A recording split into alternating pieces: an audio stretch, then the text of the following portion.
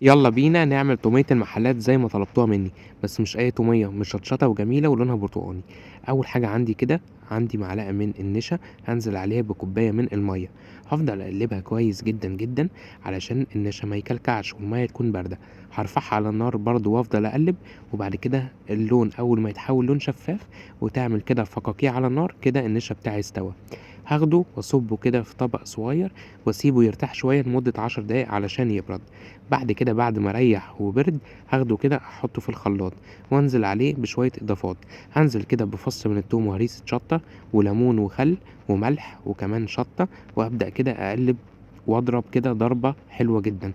وبعد كده أنزل بربع كوباية من الزيت، وأفضل كده أقلب كويس جدًا علشان النشا بتاعي ما يكلكعش وما يبقاش كده طعمه باين. هابدأ كده آخد التومية وأصبها في طبق. شايفين بقى شكل التومية حلو وجميل إزاي؟ لو عجبكم الفيديو اعملوا له شير على صفحتكم.